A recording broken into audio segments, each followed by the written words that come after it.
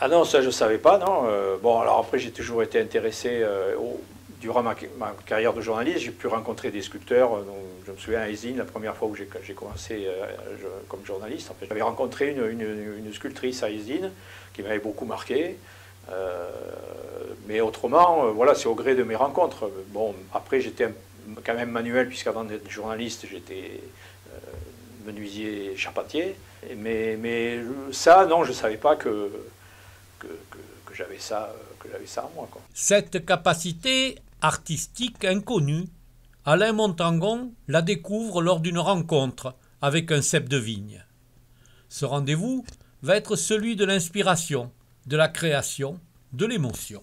Je trouvais qu'il avait une forme intéressante et je ne savais pas quoi. Je voulais faire quelque chose avec ça. Donc là-dessus, j'ai monté ce buste en terre, en argile.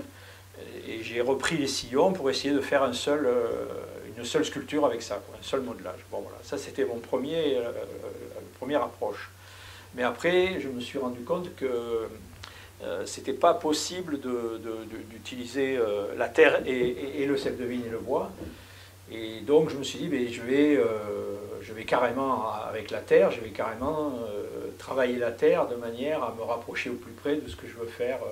Reproduire les aspects tourmentés des ceps de vigne ne suffit pas à cet autodidacte. Ses œuvres prennent des formes humaines et pour certaines véhiculent des idées ou des messages. Et en faire quelque chose aussi d'anthropomorphique. C'est-à-dire un peu comme quand on regarde les nuages et qu'on y voit des formes humaines ou animales. Je voulais aussi que mes sculptures là, aient cet aspect-là, quoi. Un peu comme, de toute façon, les ceps de vigne, parfois ils ont des formes humaines. Je ne voulais pas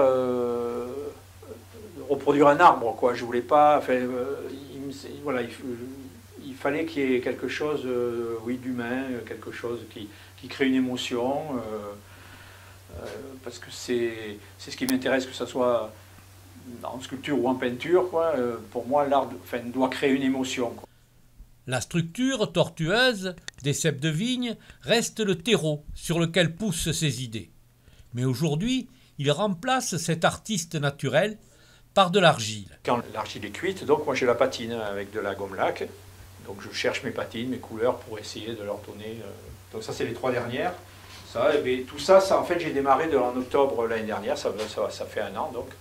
Et j'ai débuté, j'ai commencé ça. Donc il y en a derrière ici, il y a ceux-là.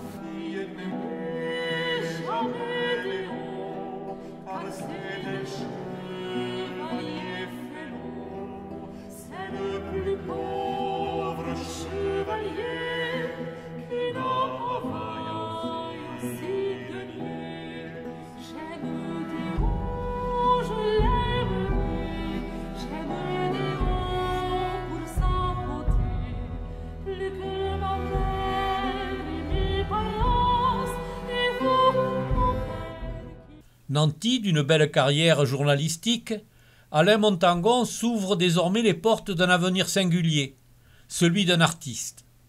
Et il s'annonce prometteur. J'ai exposé à Belvès de Castillon, où j'avais été invité. Et j'ai eu d'excellents retours à la fois publics, mais aussi des artisans d'art qui ont été assez enthousiastes et qui m'ont beaucoup encouragé à continuer ce travail, quoi.